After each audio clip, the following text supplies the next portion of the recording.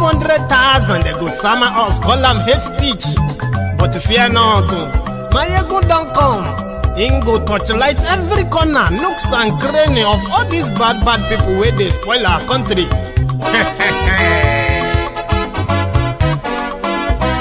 So my people make we laugh, oh, yo. Maiyegun don't come, oh, yo. My people make we shout, oh, yo. Maiyegun don't come, oh, yo. Maiyegun don't come, man of the masses, oh, yo. Maiyegun don't come, oh, yo. Maiyegun diary Politico, yo. Maiyegun don't come, oh, yo. This one not the off in mind, oh, yo. Maiyegun don't come, oh, yo. Can in the touchlight every corner, oh, yo. Maiyegun don't come, oh, yo. Okay, some people be they holla say they want the power. Chai, them be promise us say we go get light and power. Nah. Them hustle sote they can't get the power. But now they know they do anything with the power. Sure. Every day, dollar just they get the higher power over naira. See them talk say make we off mind, but thank God say Maiyegun don't come. So my people make you laugh, oh, yo. Maiyegun don't come, oh, yo. My people make we shout, oh, yo. Maiyegun don't come, oh, yo. Maiyegun don't come, man of the masses, oh, yo. Maiyegun don't come, oh, yo. Maiyegun diary Politico, oh, yo. Maiyegun don't come, oh, yo. This one not they off in mind, oh, yo. Maiyegun don't come, oh, yo. Person where they do evil, no one make person talk.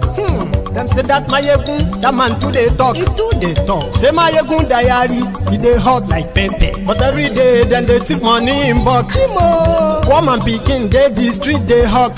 Still them talk say make we no talk. But thank God say Maiyegun don't come. So my people make you laugh, oh, yo. Maiyegun don't come, oh, yo. My people make you shout, oh, yo. Maiyegun don't come, oh, yo. Maiyegun don't come, man of the masses, oh, yo. Maiyegun don't come, oh, yo. Maiyegun diary Politico, oh, yo. Maiyegun don't come, oh, yo. This man not the off in mind, oh, yo. Maiyegun don't come, oh, yo.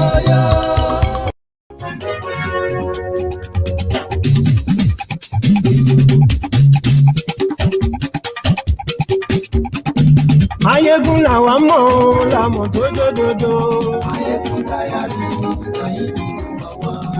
Good evening to you, good morning to you, good afternoon to you from wherever you are watching from. And this is Maiyegun Diary Live. Maiyegun ti de o, ọ̀rẹ́ ara yìí. Maiyegun Diary, lórí Facebook, lórí YouTube. Maiyegun Diary, gbogbo bó ṣe ń lọ ni Maiyegun dá wa sí. Maiyegun Diary.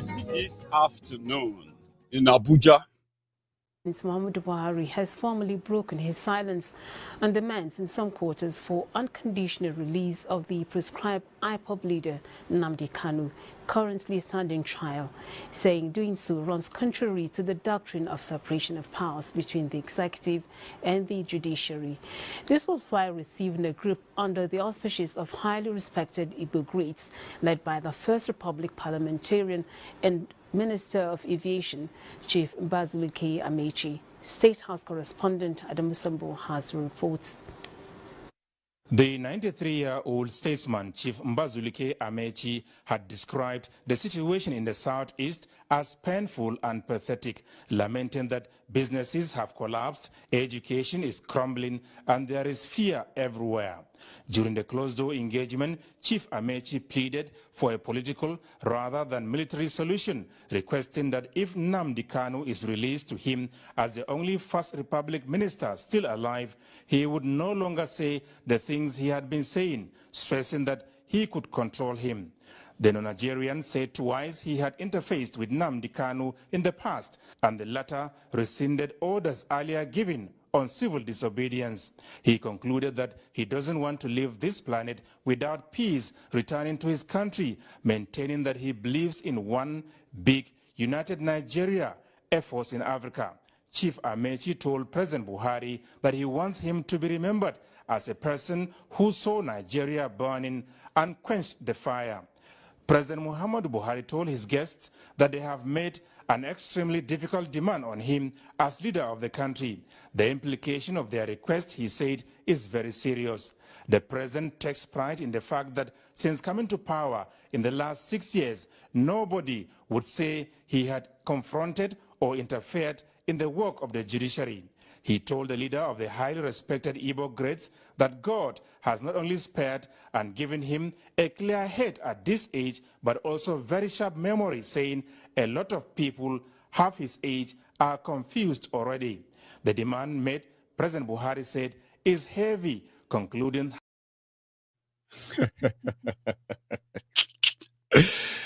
Anyway, again, good evening to you.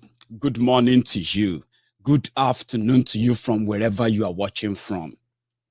We must analyze this because the Igbo leaders, many of them who have also appeared, especially the the former governor of Anambra State, Ezefe, and then others who went there, they were supposed to be the elders of Igbo land.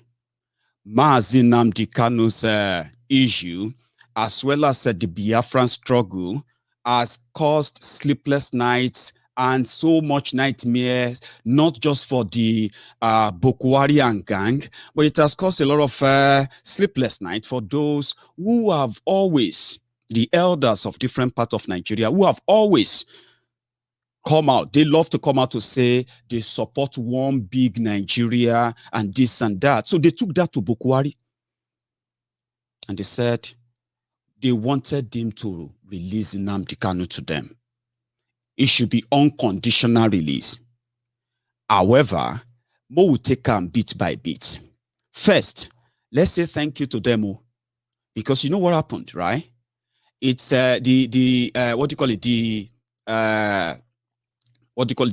campaign of the IPOB, especially the Biafrans, their response since the kidnapping of Nnamdi Kanu took place until now has taken its toll on the economy of Eastern Nigeria. It has taken its toll on the well-being, daily well-being of the people of the Eastern Nigeria. Even when so many people pretend that this or that, they can tell how much the kidnapping of Nnamdi Kanu, detention of Nnamdi Kanu, how much damages that has brought upon the Eastern Nigeria, especially the socio-political space. So when they said, when people said we want unconditional release of Nnamdi Kanu, it is simply because he has done nothing wrong. He has committed no crime, you see. But Nigeria is structured in a way that whoever is the president of that Nigeria, yeah, judiciary, legislature, so every institution in that country comes under him. And there is nothing called checks and balances. So praise singers, palace jesters are those who make those in power look so relevant and powerful. Well, these people came together, old men, who knows that except Nnamdi Kanu is released, and his release must be unconditional. However, the IPOB, especially the Biafrans on social media have already said, no. They are already giving conditions. Part of what the elders of Igbo land went to Abuja to meet Boko Haram for was to reassure Boko Haram that the Igbos are not leaving Nigeria. That is contrary to what Nnamdi Kanu stands for. You know that, right? However, they went there, they reassured Boko Haram that the Biafrans are not leaving. But they want him on a compassionate ground. Compassionate, just be merciful. Please, can you just please forgive him? We agree that he's done something wrong. Right? Can you please forgive him? And he will never say anything again. He will never talk about anything again. Although the NTA reporter that reported the news said they assured Buhari that he will not be saying things he was saying before. In that same report, they emphasized on Buhari's age, his dementia, and they were comparing him to his to people of his age who are already confused, as if to say Buhari is not confused. Now, when elders meet somebody who have committed great crime, that is what Buhari has committed. He militarized the eastern Nigeria. But maybe I can say elders, maybe the elders felt like, oh, maybe if we massage his ego, it will release Nnamdi Kanu. But in their statement, they said they released him before and he never stopped saying those things. That you have, that's what Buhari said, you have put me in a situation whereby, even though I have committed a crime, kidnapping him illegally, but telling me to release him, that he will not say all those things about me again. He will not say those things he's saying about Nigeria again. He will no longer talk about Biafra again. Remember that I have been there before. And rather than for him to stop, it escalated. Now you are putting me in that position again to free him. They are begging him to release Nnamdi Kanu, like with conditions. The Biafrans want him released unconditionally. Right? And because it is the way Nigeria is arranged, Buhari has now seen himself as God. He said he doesn't control the judiciary. But since May that they kidnapped Nnamdi Kanu, they said they have been looking for him for 4 years. They have a case prepared against him. For 6 months now, they are so scared to take him to their own courts, present those evidence, so that his own lawyers, his own defense lawyers, they can then, you know, discard or disprove them. Nigeria couldn't come out with anything.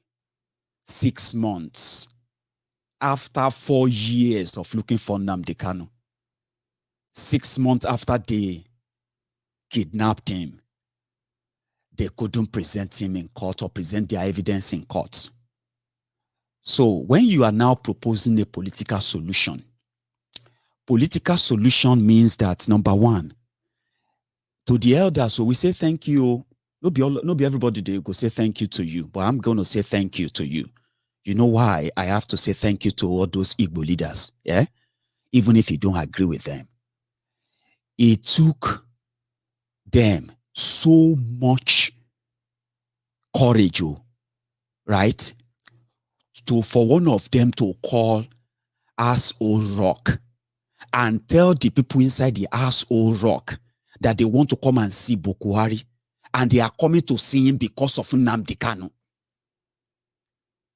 It took more than just talking, guys. And that's how we say thank you to them. It means that Nnamdi Kanu's issue, even for those who don't even like him too, right? And for those who have not some courage enough to stand up and speak against this whole criminality of Buhari and Nigeria. But for these old men, former politicians, present politicians, traditional rulers, and all of them, they put call through to us, old rock, to say we are coming to talk about Nnamdi Kanu. And they went there, they discussed Nnamdi Kanu. But yes, in their way, they went there to massage the ego of the madman, the demented mannequin, Buhari. But did they present Nnamdi Kanu's case there? Yes, they did. And guess what? Buhari said, I will consider releasing Nnamdi Kanu. Which means, somehow, he himself has been waiting. He's been waiting for a time where some people will come and as the mannequin, they will put him on, as a figurehead there, right? They will put him in there as the effigy, and people will begin to say, Buhari, please, no, use your power. You are the mightiest. You can do and undo. You are the God of man. Here, you are this and that. We want you to please. Nnamdi Kanu didn't know you. Buhari, Nnamdi Kanu didn't know you. Please release him to us and all of that. You see, whatever transpired. Let me say this to you clearly, why we should say thank you to them. And we want them to please don't promise what you cannot guarantee. Tell the Igbo leaders, because listen, we have those who are fighting for the release of Nnamdi Kanu. Most of us now advocacy to ginger people, to let people know that Nnamdi Kanu has committed no crime. Therefore, every day is in their detention, right? Is everyday crime committed against him. And Nigeria should be held responsible. That's what we are doing. There are people who are actually pulling strings. But when you are dining with the devil, you must have a very long spoon. In this case, I've told you, even if the devil will have to give his right eye for Nnamdi Kanu to leave that place, I will clap for the devil. You know why? Buhari as a devil, right, has grown a stone-cold heart, including the heartless jihadists surrounding him, who doesn't really, they don't shiver when they see blood of innocent people spilled, cold-hearted killers. So when you are dining with such devil, right, sometimes you should be tricky too. When you have people who have courage enough to say, we are here to talk about our son. Whatever he said about you, that you are dead, that you are this or that, no vex. Oh yeah, make you let him go.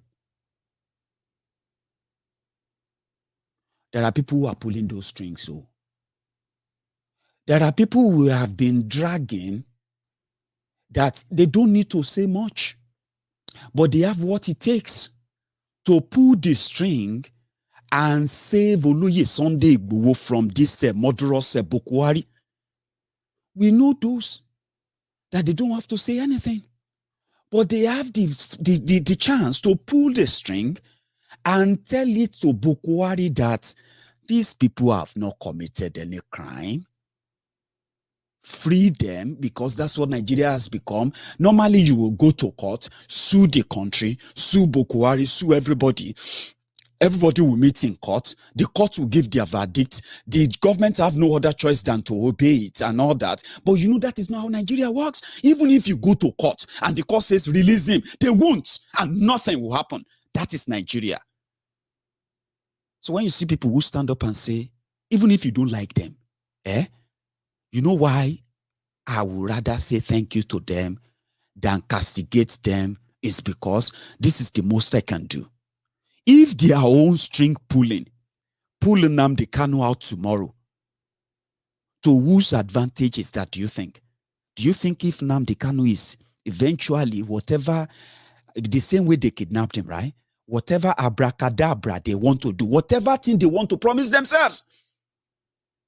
The last time they promised themselves many things, don't forget, remember that when they released him the last time, they said he must never grant interview. He must never do broadcast on online anymore. He must not do that Biafra radio anymore. He must not be seen in the midst of more than 10 people. Immediately they released Nnamdi Kanu. The following day, he is already in the midst of more people. He's already granting interview because he is not a slave. Those who made that arrangement with Buhari, they should go and answer to Buhari. But guess what? For the period that Mazi Nnamdi Kanu was out there when he was with us, all of you can verify and certify how much influence, how much, gravitas the entire Southern Nigeria movement against terrorism, against corruption, against the impunity that Nigeria has become. In 4 years that he was not in their dungeon, he changed a lot of mind.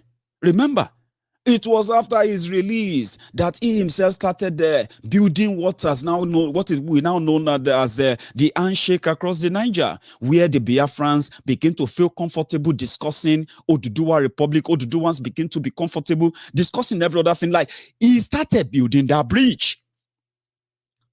So keeping him now is to nobody's advantage. Not to the cause. You can see all that is going on right now. You can see everything going on right now when it's not here. So for somebody like myself, I don't give a damn about the condition. I don't give a damn about whatever. Even if you want to call them Sabo, call them whatever you want to call them. Call them any name. But even if the devil have to give his left yansh, all I want to read about the breaking news is that I don't care how they do it. The same court that is not going to listen to them, the same court that is not going to let them defend him, the same court that is never going to sit on every case they brought against Nigeria since this started, the same Nigerian court that won't sit. When these devils, when these people, when they finally make their arrangements, make their paddy arrangements, the court will sit. They will grant him bail. He will be out here with us. Whatever condition they put their hands in is never going to be party to it. Or is he? Has he ever been party to any condition that tells him not to speak up against the killings in eastern Nigeria or in the rest of Nigeria? Do you think any condition will make Nnamdi Kanu stop talking? So all of us can continue to put the pressure, mount the pressure, continue to talk and all of that. And I can tell you, it is working. Maybe not how you want it to be. Some people are already now massaging the ego of Buhari, right? Remember, it was Malamu that first said they are open for political solution on this issue of Mazi Nnamdi Kanu and Oloye Sunday Igbo. Because don't let anybody lie to you.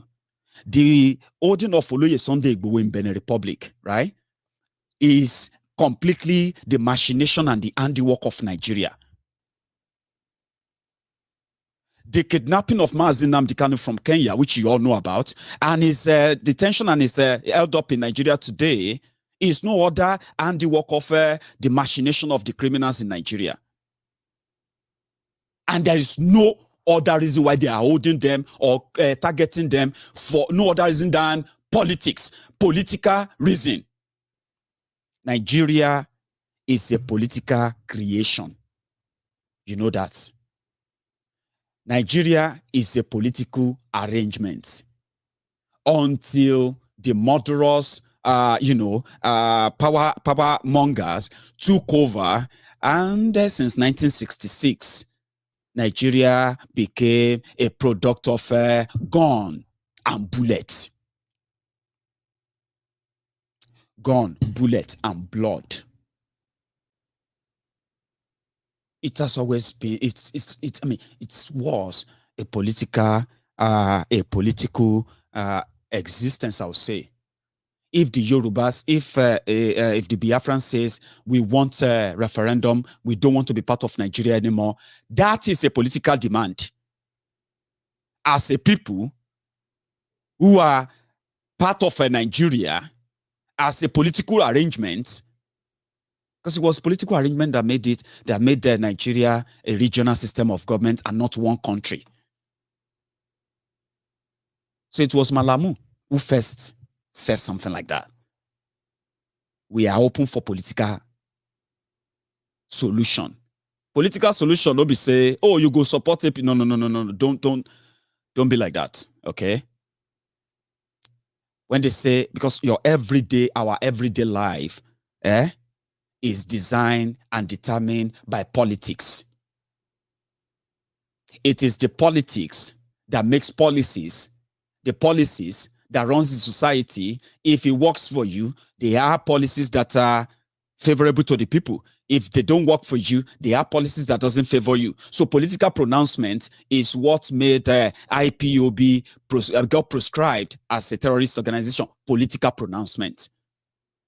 It's going to take the same political pronouncement to say, you know what, they are no longer, because in the face of the law, IPOB is not a terrorist organization. They went to court. They won court cases, 3 different court cases that said IPOB is not a terrorist organization. But politically, Buhari's government used political pronouncement. Igbo governors, they used political pronouncement to proscribe IPOB. So if you want to resolve it, it simply means that all parties have to come together. The negotiation they don't want to have, they will have to have it. Political solution. And that's why the Yorubas are saying, if you want to have a political solution to all of this, how is it going to be? Referendum, how is it going to be? New constitution, how is it going to be? These are political solutions that doesn't have anything to do with APC, PDP, ABGA, or whatever, any other party. Political solutions means that when people say, this is what we want, you put it into a vote. Is this what we all want? Yes. No. Yes. No. Okay. How many of us want this? How many of us doesn't want this? And then when you put it into a vote, the majority carry the vote. Political solution. Do Yorubas want to be part of Nigeria? It's a case of yes or no. There are Yorubas that will vote no. They don't want to be part of Nigeria. I am one of them. If there is a ballot there tomorrow with a yes or no vote, and they say I should choose between Nigeria or Yoruba nation, I will vote yes to Yoruba nation and I vote no to Nigeria. But that doesn't mean that there are no other millions of Yorubas that are going to vote yes to Nigeria and no to Yoruba nation. How do you determine that? Political solution. Same thing with the Biafrans. Same thing with the Middle Beltans. Same thing with the Arewans. Same thing with the Fulanis, jihadists, and all of them that are claimed that they want land and all of that. So if Buhari now turn around and say, I will consider releasing Nnamdi Kanu, that doesn't mean that he's going to do it. Do you get what I mean now? It doesn't mean that he's going to do it. But what that simply verify in a way is that the Igbo elders, the Igbo leaders, no matter what we call them, they have managed to beat the Igbo governors who proscribed IPOB as a terrorist organization. It was the Igbo governors who proscribed IPOB. Buhari just gave them the military backing to execute every Igbo that they considered as a threat. So these Igbo elders, they bypassed them. That is significant. Among others who are also pulling their own string. I remember that we may not agree with them. Listen, I don't know how people... I wish many of my friends can try to be like me. You don't have to be like me, okay? But try and pick few things from how I always kind of treat issue. Sometimes you should know one thing. Here in the UK, there's this slogan. Say, every little help. Every penny counts. Every little help, Tesco. And it is true. Every little help, every penny counts. People will stand and speak for me when nobody is speaking for me. They are worth more than the people who are speaking with me when I actually don't really have anybody who speak with me because I can speak for myself. People who put in words, even for whatever motive you might think of, the Igbo governors who said they have found that IPOB are not criminals. But they found that some other criminals in eastern Nigeria, they are hiding behind the IPOB name to commit crime. And they, the governors, are doing everything to make sure that they fish out those people who are using their names in the eastern Nigeria. But none of them, none of the Igbo governors, they said they were going to meet with Buhari. They said that, you see, this Igbo leaders who went to Abuja to speak to Buhari on behalf of Nnamdi Kanu, they did not announce it and say, oh, we are going to go and meet Buhari. So I want you to know that that's significant. I will see, not that, not that sometimes it is not demeaning, insulting to see your elders going to Abuja, right, to go and meet Buhari or meet anybody, elders of your own, if Nigeria was Nigeria, why would they have to go and meet somebody to beg him? Why? They were humiliated in the court when they tried to, when they attended the court, Nnamdi Kanu's trial. They were humiliated. They were sat outside the court. They were not allowed to get in. So it can be somehow undermining. But you know what?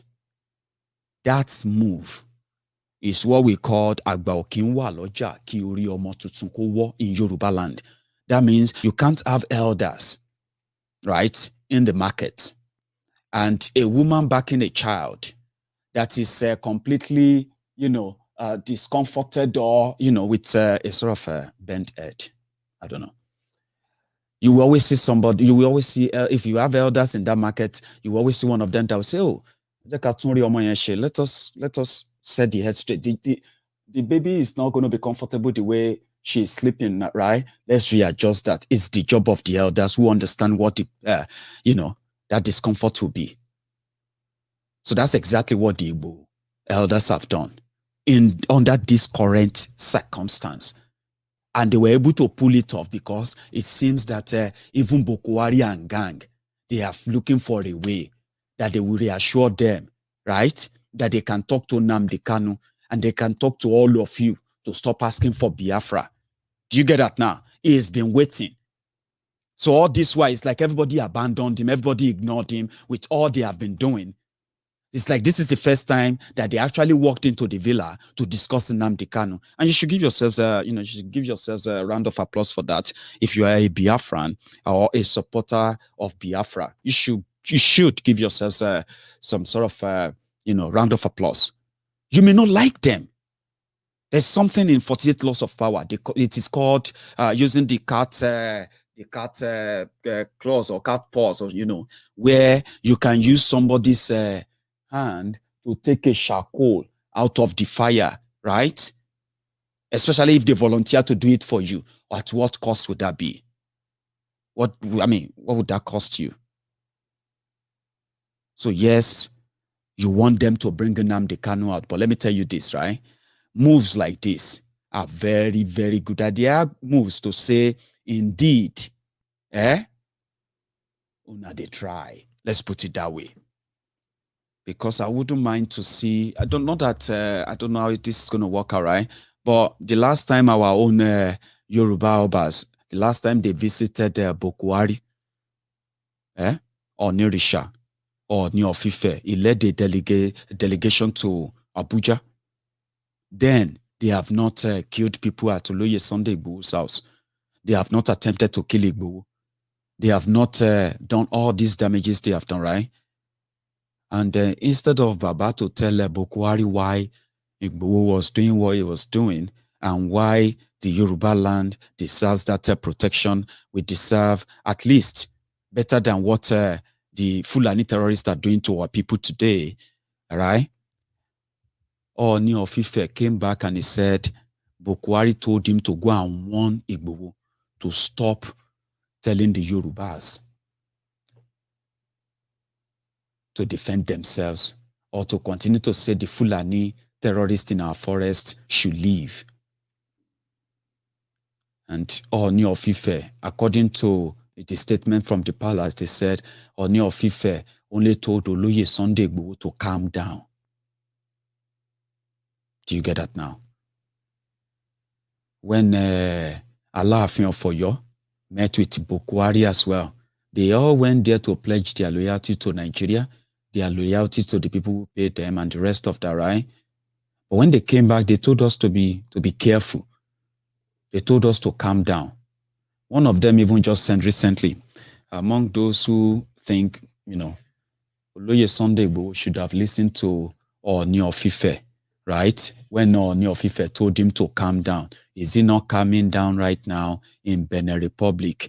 You see, things like that makes you feel like, where are our own elders? Where are our own elders? See, does our own elders in Yoruba land go to Buhari to go and collect warnings for us?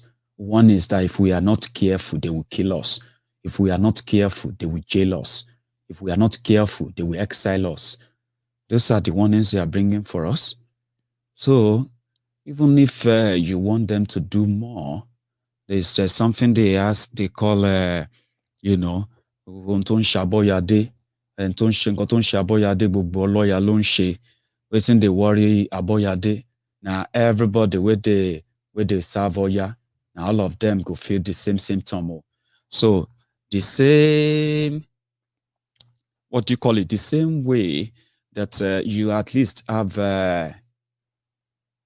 your own elders in Igbo land who were bold enough to face Buhari and tell him, we wanted to release our son to us. I wish we have same in today's Yoruba land, where people can indeed, right, walk straight into that Aso Rock and tell Buhari, whatever you are having on the Benin Republic, this is not going to end well, right? Instead of them coming back to warn us, they always come back to warn us. Say if we no calm down in the grave, I mean, if we don't calm down, we'll calm down in the grave or we'll calm down in jail, unfortunately. Yeah? I'm going to share that again. Thank you so much, Baba T, for your super chat. Maiyegun forget bent head. With these current Yoruba leaders, the enemies have cut the baby's head off in the market to Jare, no doubt. I'm just saying we should maybe try and remind them. You get what I mean now? Because as they do you for Biafra, they don't do us for Yoruba land. As some people are saying, it no matter, it no concern them with Nnamdi Kanu. So many are saying same in Yoruba land. It's none of their business. It doesn't concern them. But we continue to remind them it does concern you, but maybe you don't know yet, right? So when I saw that meeting today, I'm going to share that again, by the way, the Abuja meeting. I mean, thank them. Muhammadu Buhari has formally broken his silence on demands in some quarters for unconditional release of the prescribed IPOB leader Nnamdi Kanu, currently standing trial, saying doing so runs contrary to the doctrine of separation of powers between the executive and the judiciary. This was while receiving a group under the auspices of highly respected Igbo greats led by the First Republic parliamentarian and Minister of Aviation, Chief Mbazulike Amechi. State House correspondent Adam Musambo has reports. The 93-year-old statesman, Chief Mbazulike Amechi, had described the situation in the southeast as painful and pathetic, lamenting that businesses have collapsed, education is crumbling, and there is fear everywhere. During the closed-door engagement, Chief Amechi pleaded for a political rather than military solution, requesting that if Nnamdi Kanu is released to him as the only First Republic minister still alive, he would no longer say the things he had been saying, stressing that he could control him. The Nigerian said twice he had interfaced with Nnamdi Kanu in the past, and the latter rescinded orders earlier given on civil disobedience. He concluded that he doesn't want to leave this planet without peace, returning to his country, maintaining that he believes in one big, united Nigeria, a force in Africa. Chief Amechi told President Buhari that he wants him to be remembered as a person who saw Nigeria burning and quenched the fire. President Muhammadu Buhari told his guests that they have made an extremely difficult demand on him as leader of the country. The implication of their request, he said, is very serious. The president takes pride in the fact that since coming to power in the last 6 years, nobody would say he had confronted or interfered in the work of the judiciary. He told the leader of the highly respected Igbo greats that God has not only spared and given him a clear head at this age, but also very sharp memory, saying a lot of people half his age are confused already. The demand made, President Buhari said, is heavy, concluding. Oh, it's talking about sharp brain, confusion, and all of that. It's all the things. That Sambo guy. Some said, Maiyegun, it was America who told him he must release Nnamdi Kanu when Blinken came to Nigeria or went to Nigeria yesterday. We could not stop the deluding ourselves. Okay? America will not tell anybody to release Nnamdi Kanu. Trust me. All right?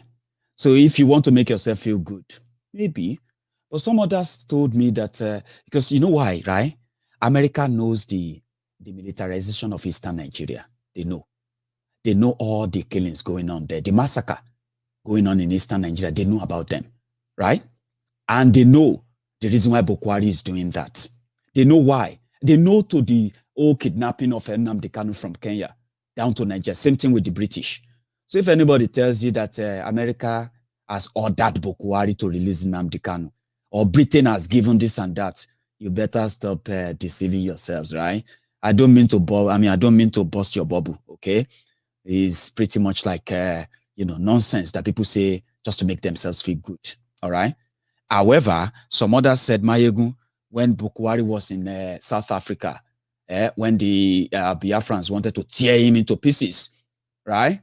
That's enough for him to know that if these people won't chop me alive, they won't tear me into pieces. Everywhere they see me, they feel like they can. They say, oh yeah, just give us Buhari for 10 minutes. Maybe we just have a meeting with Buhari for 10 minutes, right? So if these people who would rather beat me up anywhere they see me, if they can come and rub and massage my ego and make me feel like I am somebody, maybe I would release Nnamdi Kanu, right? I'm just joking, right? Just making that up. However, South Africa, when Buhari was there, let me see if I have the right video.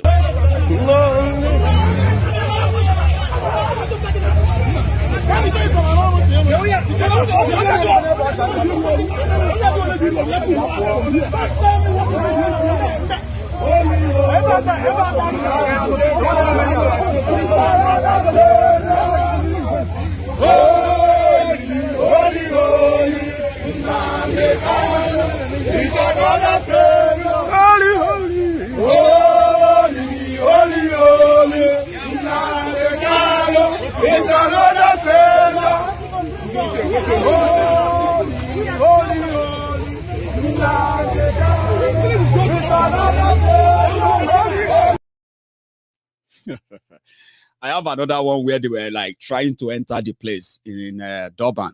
That is where they were having that trade, whatever that Buhari stopped in Durban to do, right? But in London, my great brother, Prince Jejeman, right, was also represented. So all these things from everywhere Buhari goes to are enough to say if Biafran grab Buhari, they go beat him.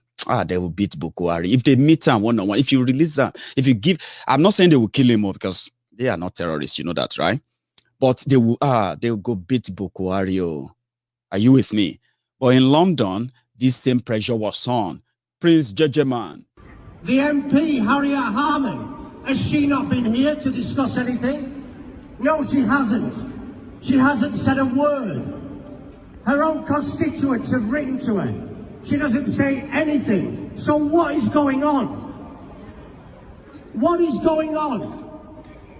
Why has nobody from the Foreign and Commonwealth Office mentioned Nnamdi Kanu? How can you have a British citizen travelling on a British passport kidnapped in Kenya on June the 19th? He was tortured for 8 days before being extraordinary rendition back to Nigeria. Why was he extradited and issued back to Nigeria when he's a British citizen? Has nobody behind these windows asked that question? How can you all remain silent? How can you all pretend that you can't see anything going on? It's all over social media. Catriona Lang, the High Commissioner for the UK in Abuja, has done nothing. She gets tagged in every single tweet that tweets about Nnamdi Kanu and extraordinary rendition. She doesn't reply to anybody. You ask a question, she blocks you. Is that really someone in her position? Is that really something she could be doing? She's done nothing at all. She's a representative of the UK in Nigeria. She represents British citizens in Nigeria. Why has she not represented Nnamdi Kanu? Why is the total silence? You've got another protest next to us here, a lady called Nazanin. Nobody's helping her either. She's a British citizen. What is going on in this country? The 67 to 70 Biafran war, it wasn't a war. It was a genocide. And the UK was complicit in genocide. The UK is complicit in genocide now. Today, it's happening again. Yet why do we not hear about it?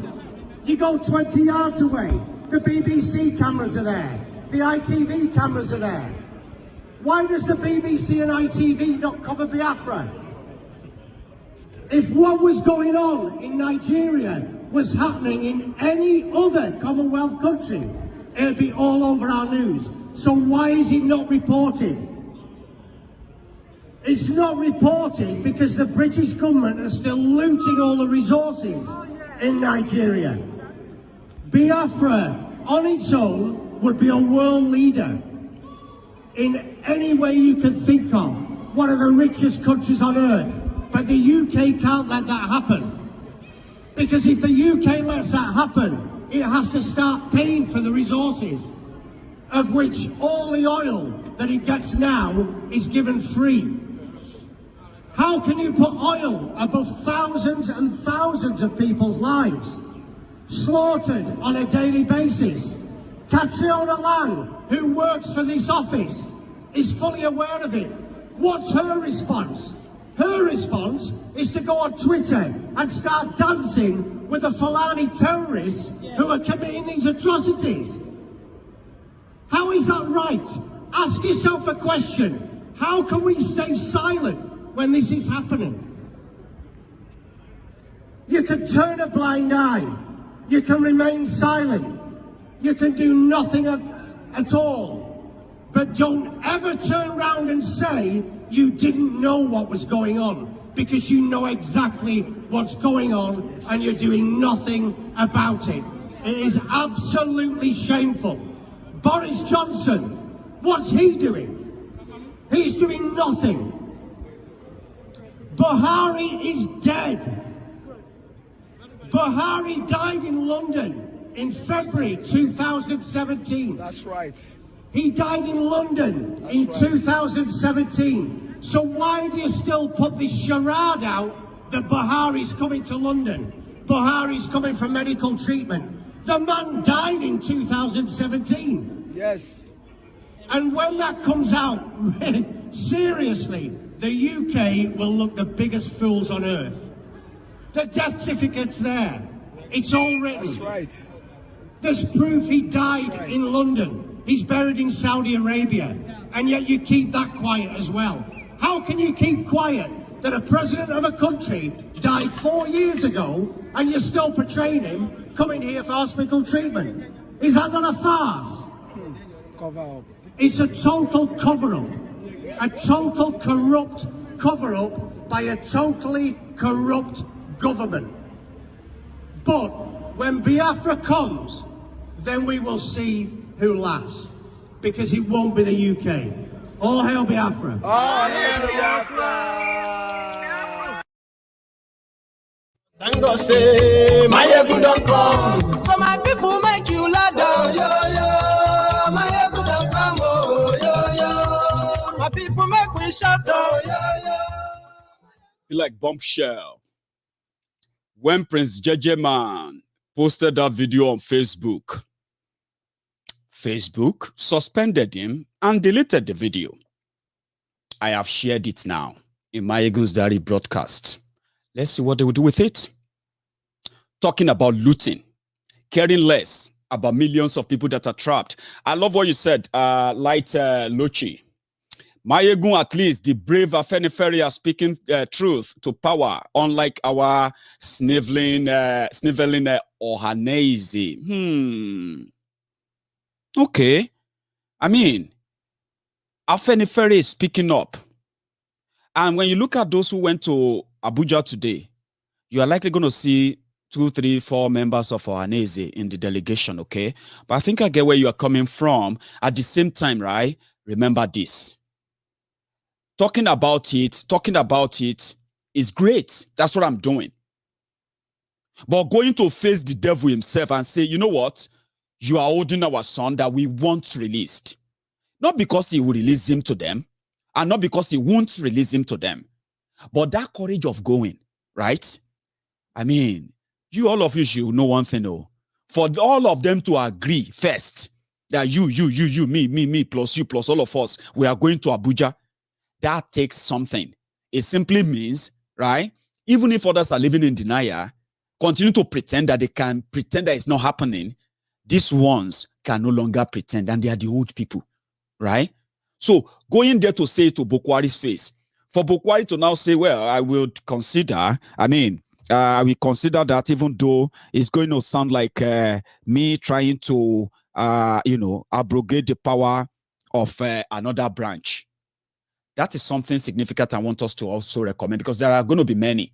There are going to be many people who are going to try and eventually come alive to say, you know what, this is rubbish.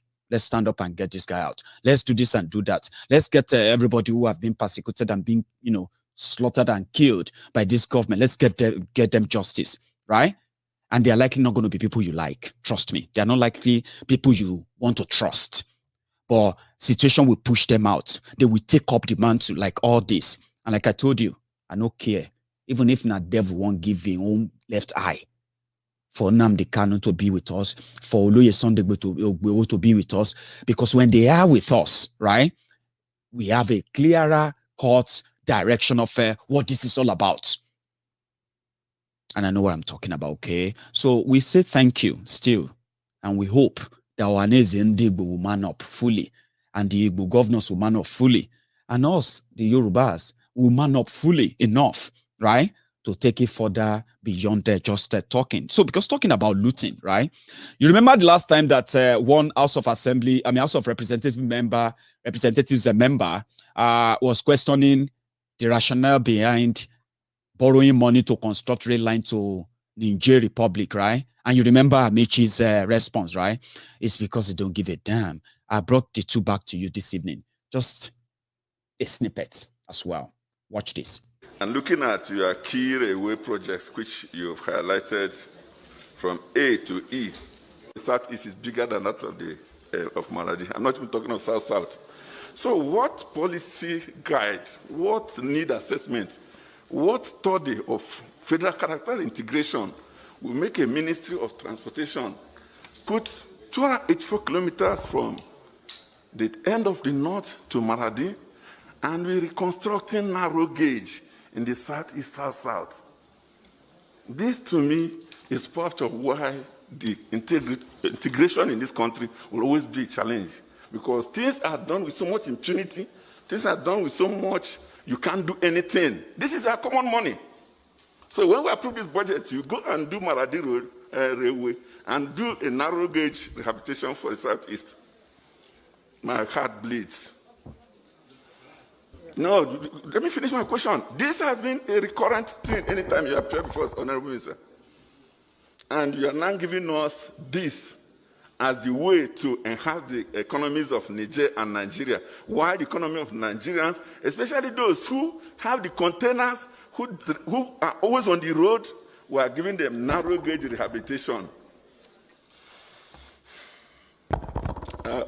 Chairman, I'm not sure. I hope you understood my question. I am a Nigerian. Chairman, I also concur with Develop another country before develop our before own. you answer. Thank Let you. him finish. No, I concur with you because we constantly challenge you. Why would you give us those in the eastern part of Nigeria from southeast, north central, northeast? You are giving us the archaic old model narrow gauge. Then you are now spending a lot of money to do modern, what do you call it? The modern gauge to other parts of the country. What is wrong with the southeast, north central, and northeast? Are we not Nigerians? Why should there be double standard in this matter? That's why we're quarreling. Do you want to hear what Amechi has to say about that? Useless people that some of you don't know that they don't like that country. You can't love a place. You can't love something and treat it that way and that bad. You can't love your country and negotiate the worst and the worst deal that will put your people in that country into the worst of the worst situation and then turn around and say you are working hard for the country. Nigeria is a broke country, a looted, corrupt, destroyed economy by these criminals. Their greed and selfishness, right? But they are not by any means, right? Feel bad about what they have done because they are doing even worse. Trying to create jobs in the desert for people whose business is to come to Nigeria and kidnap Nigerians for money. And the Minister of Transportation, Amechi, Judas Iscariot, Amechi, the Ubima, Judas Iscariot. This is his defense for building railway that they will borrow money for from China. Building railway that is just 2 kilometers within Nigeria. The remaining kilometer is there in Niger Republic. Listen. To even get to Maradi, I had to travel to Niger Republic to even beg them. They're not bringing their money, it's our money, but I'm begging them to allow me access into Maradi. Why is it so important to go to Maradi? Okay, it's simple. Currently, Niger Republic is exporting through Benin Republic. All the countries that are landlocked in the West African region are exporting through Benin Republic, Togo, Ghana, Ivory Coast. Not Nigeria. Not Nigeria. Why are they not exporting through Nigeria? Oh, your roads are bad. So the railway takes care of that. Oh, customs are difficult. They will charge us things that are not what we are charged in Benin Republic. Immigration does not allow us. Even when we pass all this, police checkpoints on the road, custom checkpoints on the road, immigration checkpoints on the road. Then communities have their own checkpoints on the road. Armed robbers attack us on the road, so we prefer to go where it is safe and cheaper to do business. So all we're saying to you is, oh, okay. So we come to Maradi, we build offices, we build a warehouse. You put your thing in the warehouse, you deal with customs at Maradi, deal with immigration at Maradi, deal with police and whatever you need to check for the goods to go.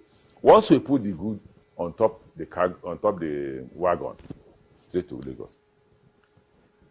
When it gets to Lagos, straight to the ship, because the things you would have done in Lagos, we have done in Maradi. So it makes it cheaper and easier for them to do business.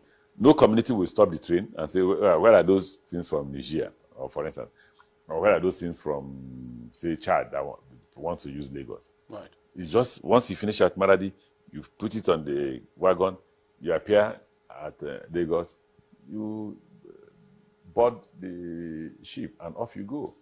Or if you're importing from outside the country, and you want to go to, you are from Niger or Chad, as soon as you finish at the Lagos seaport, straight, the next place you see your goods is at Maradi.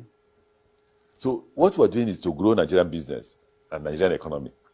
Those people will come, let's assume the ship is not leaving that day, they will sleep in Lagos, so they pay for hotel, they buy food, they do business, so you're growing the economy. So what are people complaining about? This is a very expensive project, though. 1.9 billion? Yes. How much is to Maradi? So you stop at Jibia. Maradi is just 20 kilometers. So Maradi won't be up to $200 million. So what's expensive about it? The argument of those who are talking about it is that $200 million could have been used, for example, to do what? To complete the East-West Highway. Well, China is not lending you money for, okay, it's not even China, it's ECA, that's European Union. They're not lending the money for road now. They will probably not lend you the money for road. But if you complete, if you took $200 million to complete whatever road you want to complete, and you lose the kind of business that will generate more than $200 million, which one would you prefer? But on balance, don't you, as Honorable Minister, think that possibly the East-West Road also generates that kind of revenue because it's within the country? What revenue does it generate? You're talking, I mean, if I understand the concept properly, the East-West Road kicks off in Lagos and goes all the way to... Let's kick off from Lagos. It kicks off from Warri. Fine. Warri to Calabar. Which is where we have all don't refineries. Don't forget that the one from Uyo, not Uyo, this place in Akwa Ibom to Calabar has not been constructed. In fact, they brought it in the cabinet. The minister was saying about 400 billion naira or so to construct it, was all bridges. But that's even not the issue. The issue is that as much as East-West Road is economically relevant to the country and to the South-South, it's also important to point out that after some years, maybe 10 years, it will break down. Why do you say that? Don't you see why? Have you driven on it? It goes bad. The tonnage on the road is higher most times than the road. That the only saving grace for East-West Road will be if we construct the Lagos-Calabar railway, which will be able to convey the volume of wet cargo that you have to carry on that way.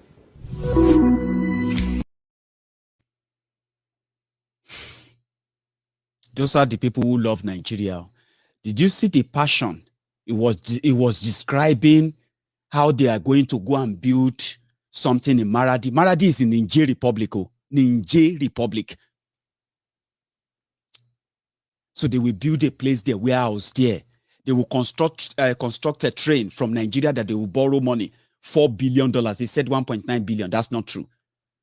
They now said they are going to spend $4 billion to build that rail from Nigeria to Maradi. He's so passionate about Niger Republic. He's so passionate about their economy that all Nigeria would, and then he started condemning why the Niger Republic are not importing through Nigeria. Police extortion, roadblocks, bad roads, insecurity, armed robbers, community setting up a roadblock, this and that. All of that about corruption. Minister of Nigeria wants to save traders in Niger Republic. He wants to save them from armed robbers, from policemen, from military, Nigerian police, Nigerian military. He wants to save them from those who are extorting them, custom, immigration, and all of that. And decided to go and borrow $4 billion to go and build rail line for them. Meanwhile,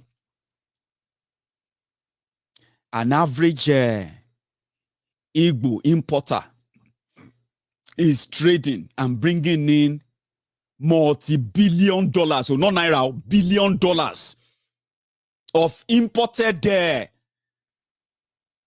goods to Nigeria. And he will need to transport it from Lagos.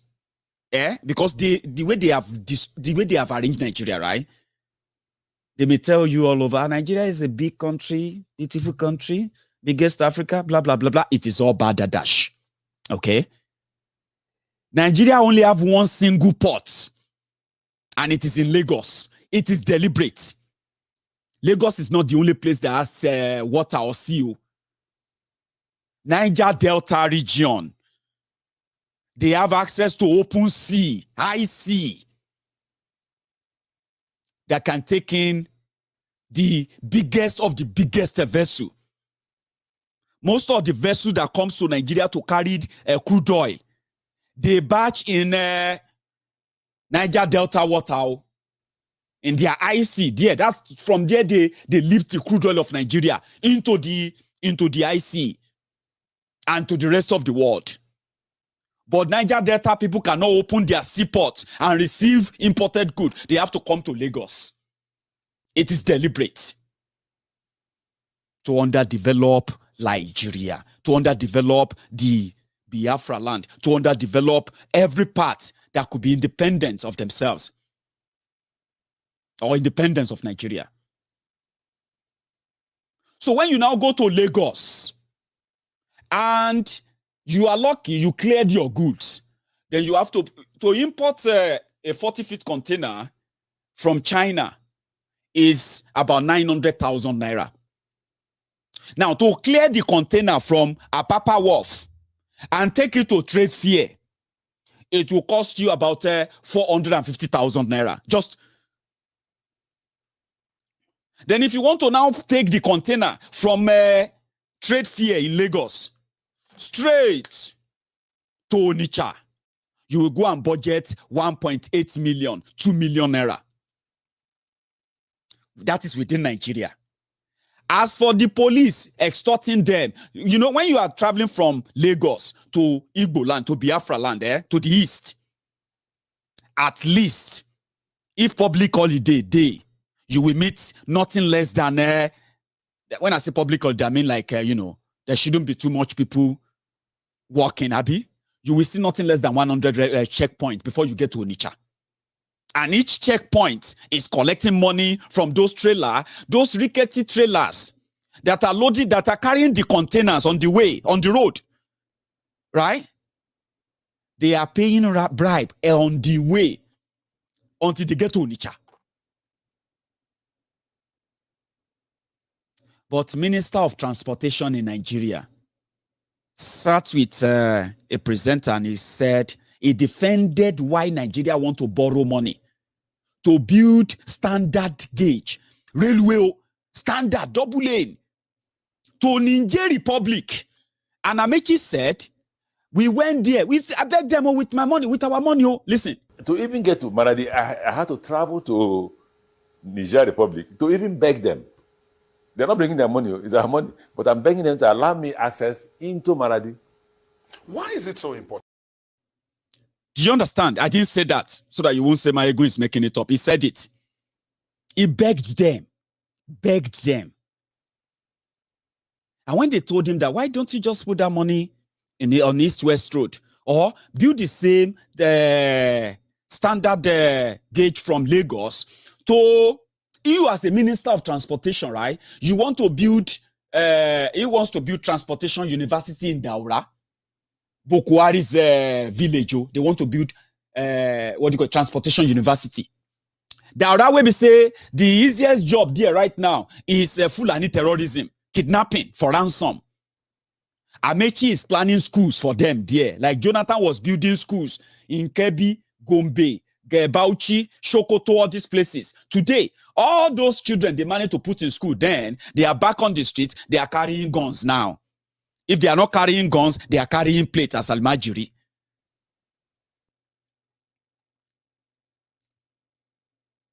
Amechi is building university, wants to build University of Transportation. But for this whole period, Amechi did not see any kind of light to open up the Eastern Nigeria, open up the entire Niger Delta, whereby people can, at least is the minister, Abi, people can start bringing their importation down to and create jobs, real jobs. But you heard him now. You saw how he started condemning Nigeria, why the roads will soon be destroyed, why this and that. The reason, those are the people who sit together to discuss about your progress, discuss about your budget, discuss about your security, discuss about your economy, discuss about your safety, discuss about your rights, discuss about things that affect you every day. That is the attitude. Did you not see that? He started adjusting his cap, trying to explain it away, why he prefer to defend Niger Republic, where Buhari comes from, than to defend Niger Delta, where he comes from. East-West Road is Niger Delta. Yeah? But people like us, to the Buhari idiots, we are the people who are their enemies. Those are the enemies of Nigeria. If you're looking for those who are against your progress, against your destiny, against your safety and what have you, you should not look any further. All right, you have them in abundance, but up to you. So let's keep the pressure. That's waiting. I want Begu now. Buhari said he's going to consider releasing Nnamdi Kanu. He is not the court, Abi, but he's also the court. So if they do anything in there and they say, okay, you sure say no go abuse me again? If their movement, their meeting will reduce the onslaught and the military onslaught in Igbo land, right? I am up for it. I don't like violence. Trust me, I know to like them, especially when I know that people's lives are also involved. People are getting killed. Their liberty, their freedom are being taken away from them, right? So if I see anyone that says, we can do it the other way, we will do it the other way, I don't try to let my, I don't have one anyway, trust issue. So I don't let trust issue envelope me like, it's a lie. You know what? Time will tell. So for this move, we want more.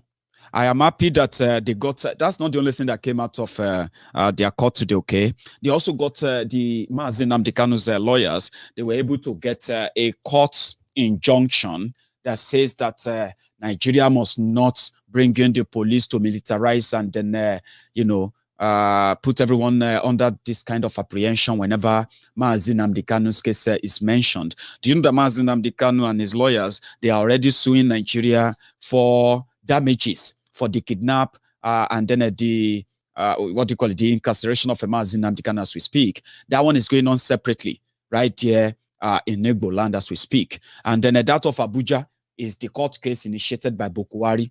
So if Buhari and Malamum, if they begin to feel like, oh boy, I said this thing, don't they bust, oh, this Nnamdi Kanu thing, don't they shake, oh. If people beg us, yeah, let's pretend that we are still angry. When people beg us, we'll say we'll think about it and then we'll release him. Whatever it takes, I don't care. I know it's not going to be that easy, right?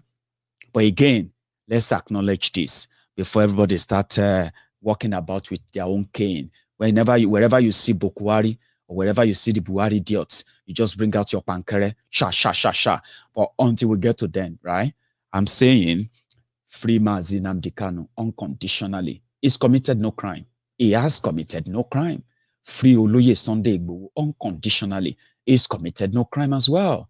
The real criminal, those who are using the instrumentality of the state to perpetuate criminality, all this arson and all this ethnic cleansing, this murderous campaign of these Fulani terrorists, right? Those who are doing that are the criminals that should be facing the law. And I'm glad that they are never going to be let off the hook. So maybe they can redeem their image at some point. Free Nnamdi Kanu. Or if you continue to keep him as a trophy, like some of you Buhari idiots are celebrating and happy, right? Continue to keep him as a trophy. It is going to be, your doom. And I wish I could possibly break that down for you to know what that means, right? Buhari has misfired. There are a gang of rogues and criminals there who are profiling and then, targeting the Southerners in this ethnic supremacy war, right?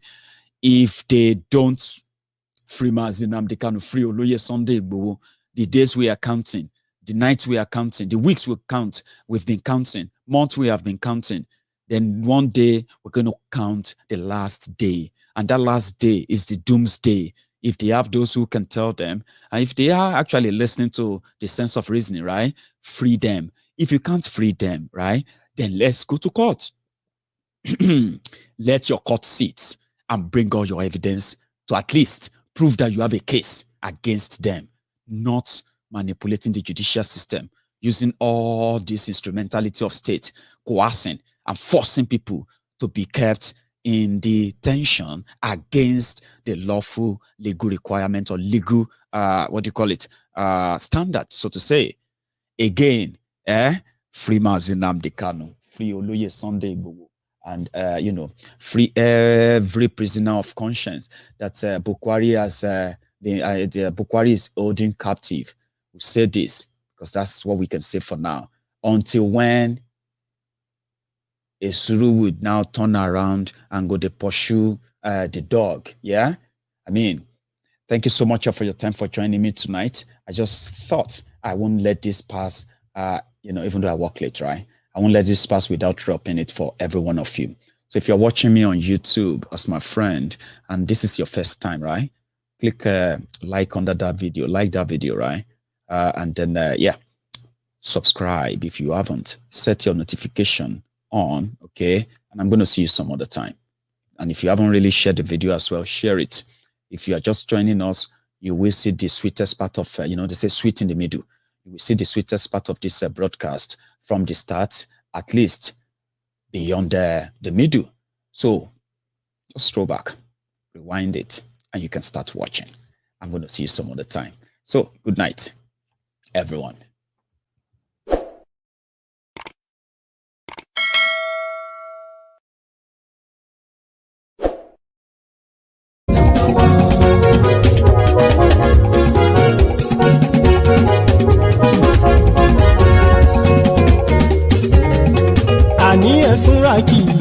Maiyegun ti dé. Maiyegun ti dé. Ọ̀jẹ̀lú Ẹ̀súnràkì. Maiyegun ti dé. Àní Ẹ̀súnràkì. Maiyegun ti dé. Lórí Facebook. Maiyegun ti dé. Àní Ẹ̀súnràkì. Maiyegun ti dé. Lórí YouTube. Maiyegun ti dé. Àní Ẹ̀súnràkì. Maiyegun ti dé. Bọ́ba bá gbé wúrẹ́. Maiyegun máa wí. Àní Ẹ̀súnràkì. Maiyegun ti dé. Ijó ìgbádìyẹ. Maiyegun máa wí. Àní Ẹ̀súnràkì. Maiyegun ti dé. Pẹ̀sìdó bá rúfin o. Maiyegun máa wí.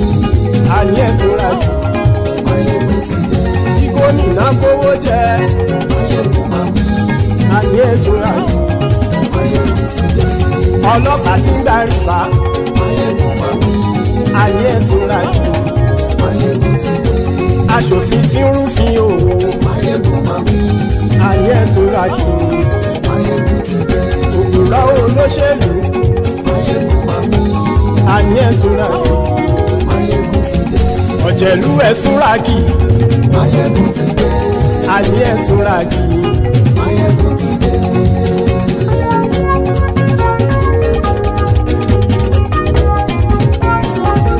Maiyegun ti dé. Gbogbo Ọ̀jẹ̀lú Ẹ̀súnràkì. Maiyegun ti dé. Gbogbo Ọ̀jẹ̀lú Ẹ̀súnràkì. Ṣùgbọ́n ní bá ti ṣe èyí tó yẹ kí wọ́n ṣe, ọmọ bá dèrò ní fi wọ́n níran o. Maiyegun ti dé. Gbogbo Ọ̀jẹ̀lú Ẹ̀súnràkì. Maiyegun ti dé. Gbogbo Ọ̀jẹ̀lú Ẹ̀súnràkì. Ṣùgbọ́n ní bá ti ṣe èyí tó yẹ kí wọ́n ṣe, ọmọ bá dèrò ní fi wọ́n níran. Wọ́n fowó bẹ́ẹ̀ o, Maiyegun ó sọ pé wọ́n ò fẹ́ bẹ́ẹ̀. Wọ́n fowó bẹ́ẹ̀, Maiyegun ó sọ pé wọ́n ò fẹ́ bẹ́ẹ̀.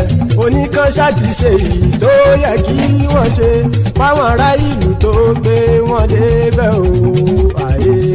Maiyegun ti dé. Gbogbo Ọ̀jẹ̀lú Ẹ̀súnràkì. Maiyegun ti dé. Gbogbo Ọ̀jẹ̀lú Ẹ̀súnràkì. Ṣùgbọ́n ní bá ti ṣe yìí tó yẹ kí wọ́n ṣe, ọmọ bá dẹ́rọ̀ ò ní fi wọ́n níran. Kì máa yí ṣe eré, ọ̀rọ̀ yìí kì í ṣe ẹ̀fẹ̀. Kì máa yí ṣe eré, ọ̀rọ̀ yìí kì í ṣe ẹ̀fẹ̀. Ẹni bá ti lè lẹ́bọ̀ lẹ́rù o, ọmọ bá dèrò kàṣàyè tú wọn síta. Maiyegun ti dé.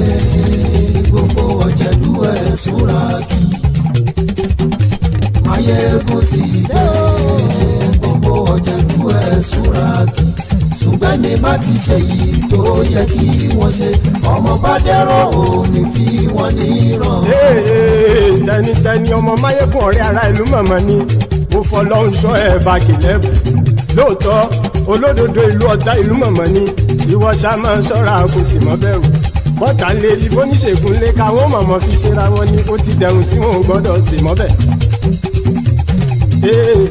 èèpo ọ̀bọ̀ lọmọ bá dérò tàjẹ́ ò gbọ́dọ̀ jẹ́ ó ti jọba lórí àbínú ẹni kò sì mọ́ fòyà àìsíwọ́lu ní ẹnìkẹ́ ìgbódì ẹyin lábàrá o ó kó ẹni tó bá dán wò á kàmù Maiyegun ti dé gbogbo ọ̀jẹ̀lú ẹ̀ túnra kì Maiyegun ti dé gbogbo ọ̀jẹ̀lú ẹ̀ túnra kì o ẹ̀yin bá ti ṣe èyí tó yẹ kí wọ́n ṣe ọmọ bá dèrò òní fi wọ́n níran o. Maiyegun ti dé gbogbo ọ̀jẹ̀lú ẹ̀ túnra kì Maiyegun ti dé gbogbo ọ̀jẹ̀lú ẹ̀ túnra kì ṣùgbọ́n ní bá ti ṣe yìí tó yẹ kí wọ́n ṣe ọmọ bá dẹ́rọ̀ òní fi wọ́n níran.